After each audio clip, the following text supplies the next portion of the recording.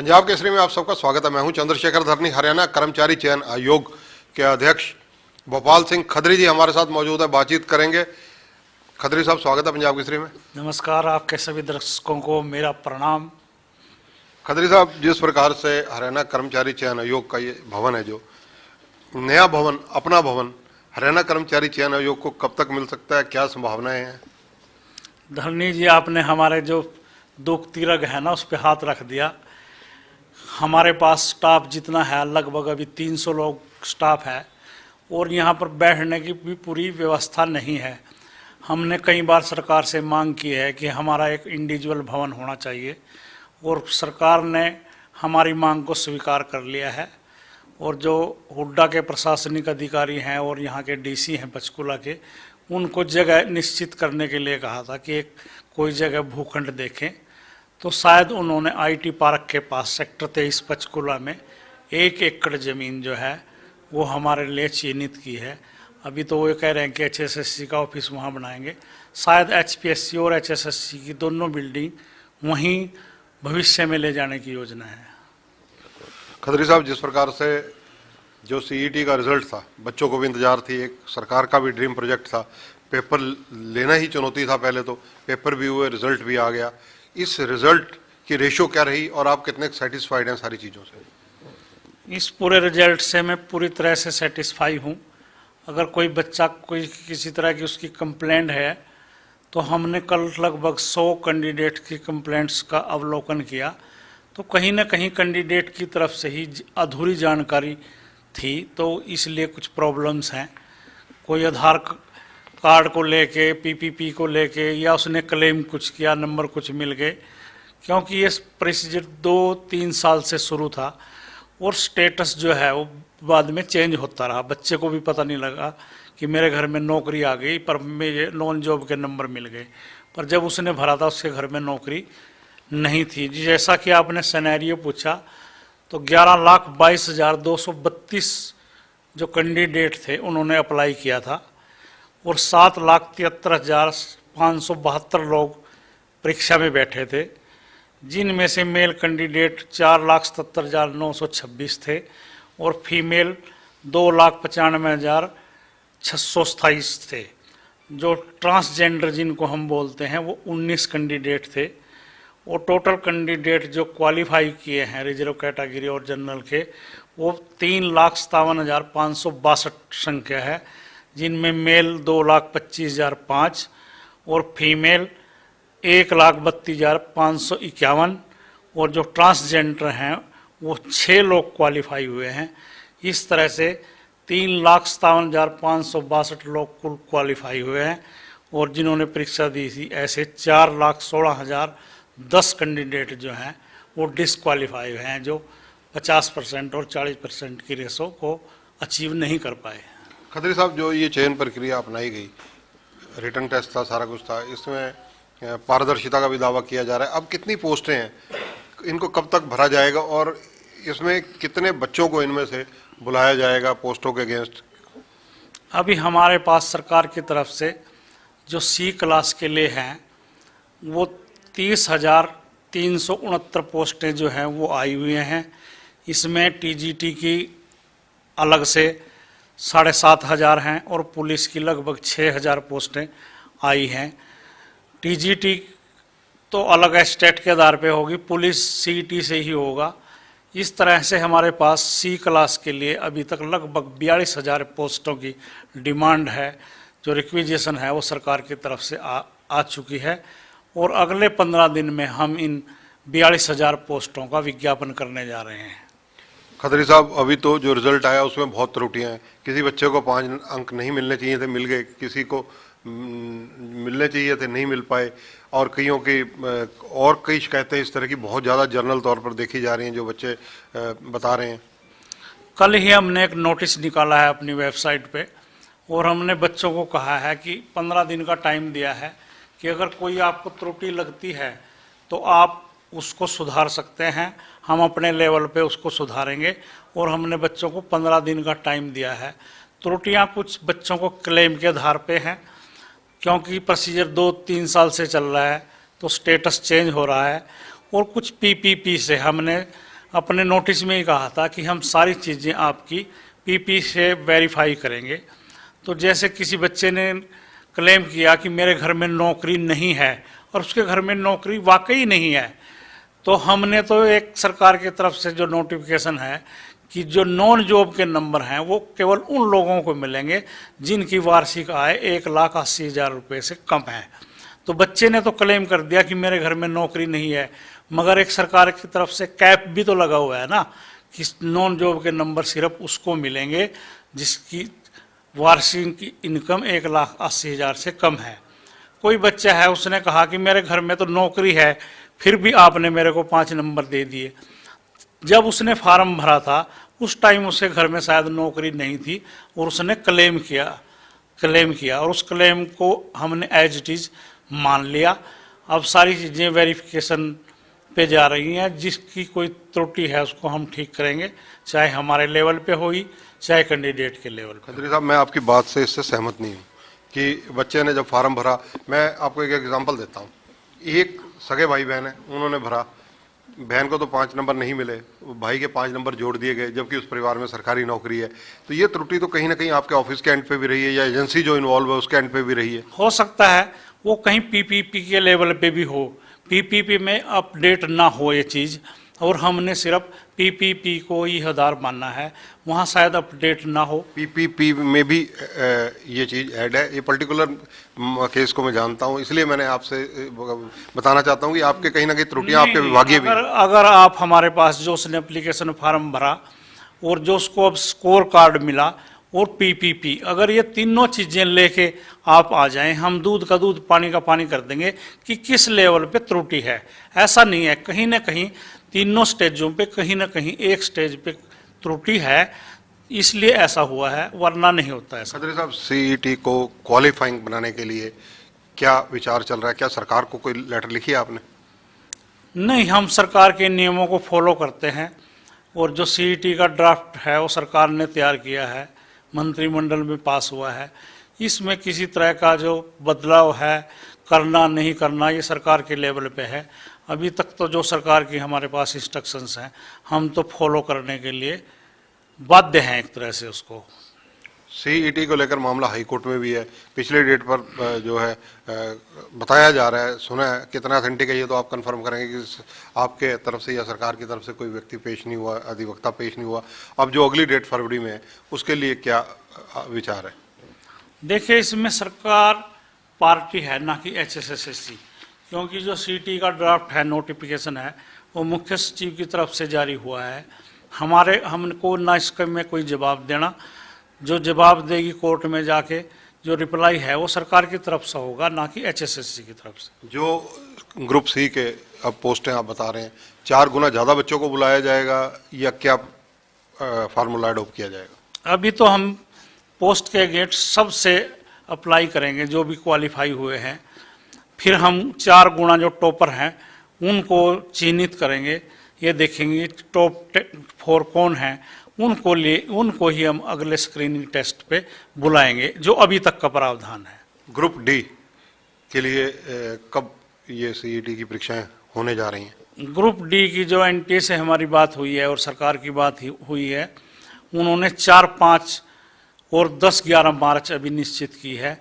Return में अभी कुछ नहीं आया, वर्बली बात हुई है, तो वो 4, 5 मार्च और 10, 11 मार्च अभी निश्चित हुई है। सीईटी की भविष्य में जो परीक्षाएं ग्रुप सी के लिए होंगी उसके लिए कितना गैप रखा जाएगा, कब तक दोबारा हो सकती हैं, क्या संभावनाएं हैं, क्योंकि ये यूथ जानना चाहता है। मार्च में हम जो सीईटी की परीक्षाएं हैं, जो टेस्ट के पोस्ट के गेस्ट है, वो मार्च में शुरू करने जा रहे हैं। जैसा आज ही न्यूज़पेपर के माध्यम से पता चला कि 10वीं और 12वीं की परीक्षाएं 27 फरवरी से लगभग 26 मार्च तक होने जा रही हैं। तो हम ये शेड्यूल देखेंगे कि संडे और मंडे में भी क्या परीक्षाएं हो रही हैं वहाँ। अगर परीक्षाएं नहीं हो रही है तो संडे मंडे को लेके हम मार्च के फर्स्ट वीक में भी ये शुरू कर सकते हैं, वरना परीक्षाओं के बाद तुरंत बाद हम अपनी जो पोस्ट के गेस्ट हमारी परीक्षाएं हैं उसको शुरू करने जा रहे हैं। अगले चरण की परीक्षाओं में क्या 25% हरियाणा से संबंधित जनरल नॉलेज के क्वेश्चन पूछे जाएंगे? नहीं, ऐसा कोई प्रावधान अभी नहीं है, क्योंकि ये सीईटी में हम पूछ चुके हैं और हम जो अगला जो क्वेश्चन पेपर है वो सिलेबस आधारित करेंगे। जैसे कोई जेई सिविल के लिए परीक्षा देने आ रहा है तो हम लगभग 50% से ऊपर उसको उसकी इंजीनियरिंग के बारे में पूछेंगे और 40% हरियाणा जीके अवेयरनेस बाकी सब 40% या 30% पूछेंगे। हम अभी जो अगली परीक्षाएं हैं उनको जॉब ओरिएंटल करेंगे कि उसकी जॉब से संबंधित ही ज़्यादा क्वेश्चन उससे पूछे जाएं। खत्री साहब, क्योंकि सोशल मीडिया पर आपको लोग बहुत फॉलो करते हैं, आप इंटरव्यू के इंतजार करते हैं, जो सोशल मीडिया पर लोग जानना चाहते हैं कि जिन लोगों की सीईटी में कैटेगरी ही बदल दी गई, उन लोगों के लिए क्या प्रोविजन है? नहीं, हमने दिया ना टाइम 15 दिन का। अगर कोई इस तरह की त्रुटि है तो बच्चा जाके उसको दुरुस्त कर सकता है। हम सब चीज़ों को एक एक को बड़ा चेक करके नोट उससे बिल्कुल अच्छी तरह से चेक करके सब त्रुटियों को ठीक करेंगे अगर कोई कैटेगरी चेंज हुई है किसी की।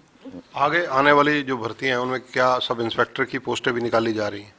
नहीं, अभी तक हरियाणा पुलिस सब इंस्पेक्टर के हमारे पास कोई डिमांड नहीं है। 5000 कांस्टेबल मेल कांस्टेबल और 1000 फीमेल कांस्टेबल की डिमांड हमारे पास पुलिस विभाग की तरफ से आई है। एसआई की अभी तक कोई मांग नहीं है हमारे पास। हरियाणा पुलिस का जो मामला हाई कोर्ट में लंबित है या हाई कोर्ट में से कुछ ना कुछ डायरेक्शंस भी शायद आई हैं, उस मामले में क्या रुख रहेगा? कब तक उनकी ज्वाइनिंग हो सकती है? फरवरी जनवरी शायद कोई डेट लगी हुई है और मुझे उम्मीद है कि वो इसी महीने में, हमने परिपोन डेट भी मांगी है, तो अगर वो जनवरी में नहीं होता तो फरवरी की जो निश्चित डेट है शायद हमारी बात से जो है कोर्ट कन्विंस होगी और बच्चों की प्रॉब्लम को भी उस नज़रअंदाज नहीं करेगी और उनको सोल्व करेगी कोर्ट, ऐसी मुझे पूरी उम्मीद है। क्योंकि हमने पूरी योग्यता से और पारदर्शिता से भर्ती की है, ये बच्चे भी मान रहे हैं। स्टे का कारण कहीं न कहीं कोर्ट की कुछ बातें समझ में शायद नहीं आ रही हैं, वो हम समझाने के लिए कामयाब होंगे, हम कोर्ट को समझाने के लिए, और स्टे हटेगा।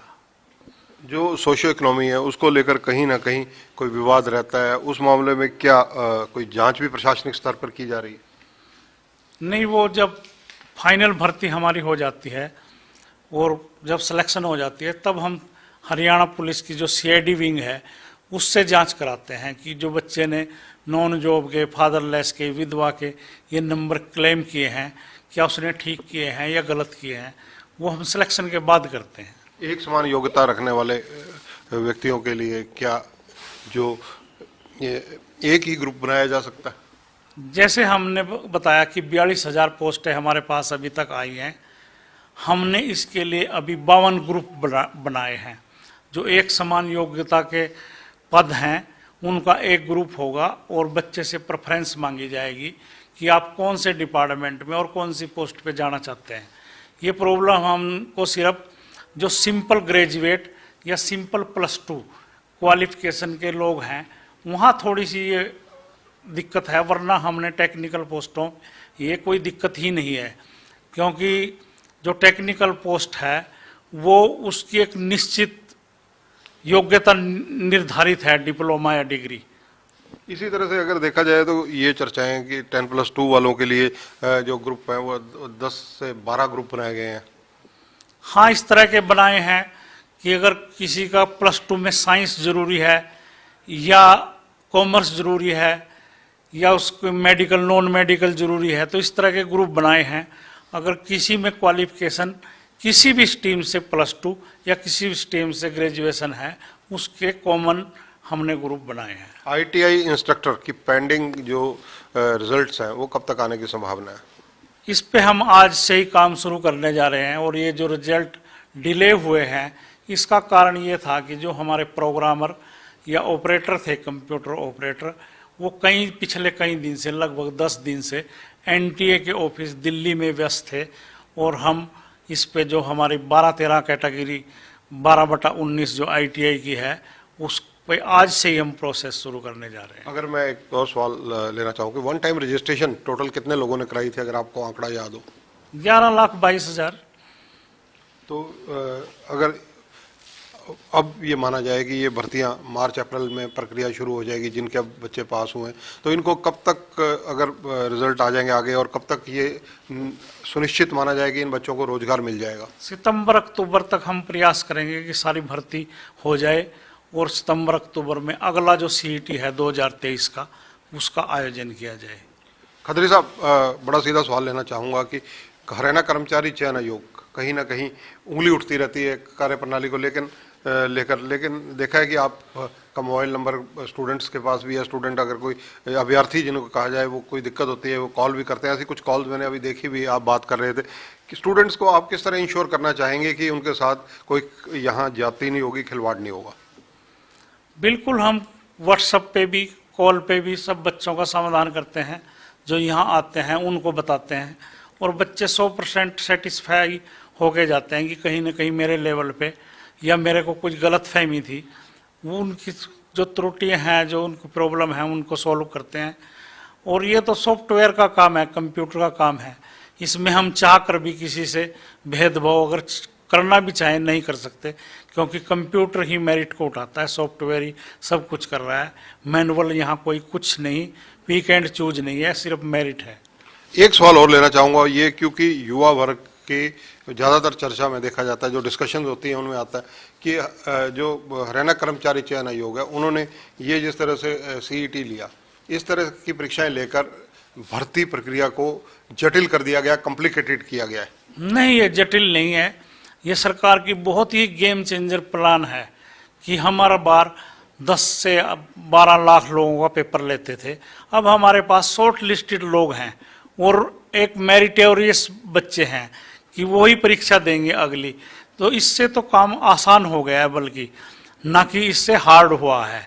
वो बच्चे को प्रक्रिया हार्ड लग रही होगी कि कई चरणों से उसको गुजरना पड़ता है, पर ये जो है मेरिट को प्राथमिकता देगी ये जो पत्ती है। और बार बार जो लाखों लोगों का एग्जाम लेना पड़ता था HSSC को, और सरकार को इंतजाम करने पड़ते थे, उससे छुटकारा मिलेगा। लिमिटेड काउंट ही अगली परीक्षा के लिए आएगा, तो ये तो सरल हो गई। और परीक्षा 2023 ऐसा वर्ष है जो 2024 मिशन इलेक्शंस का है, उसको भी लेकर फोकस रहेगा। तो कुल कितनी भर्तियां 31 दिसंबर 2023 तक आपको उम्मीद है कि आपके यहाँ आपकी कलम से हो जाएंगी? हमने जो है वित्त वर्ष, जो है नया वित्त वर्ष है, वो 31 मार्च 2024 को टारगेट लिया है। और हमारे आयोग का पूरा प्रयास है और सरकार के सहायता से कि लगभग HSSC जो है, हमारा जो कमीशन है, वो 65,000 दो प्रदेश के युवा हैं, उनको 65,000 लोगों को नौकरी देने का काम करेगा विभिन्न पोस्टों पे। हमारा टारगेट 31 मार्च 2024 है, ना कि 31 दिसंबर 2023। धन्यवाद। तो ये है भोपाल सिंह खत्री, इनका कहना है कि वित्त वर्ष 31 मार्च 2024 को समाप्त होगा, यानी 1 अप्रैल 2023 से लेकर 31 मार्च 2024 तक भर्ती प्रक्रिया के लिए जितनी भर्तियां करनी है उसका इन्होंने दावा किया कि इतनी भर्तियां करने का प्रयास रहेगा। सेकेंडली, इन्होंने बहुत बड़ी बात की है कि किसी भी त्रुटि सीईटी के रिजल्ट में नज़र आती है तो जो मोबाइल नंबर दिए जा रहे हैं, जो वेबसाइट पर डिटेल दी जा रही है, उस पर जाकर 15 दिन के अंदर त्रुटियों को दूर किया जा सकता है।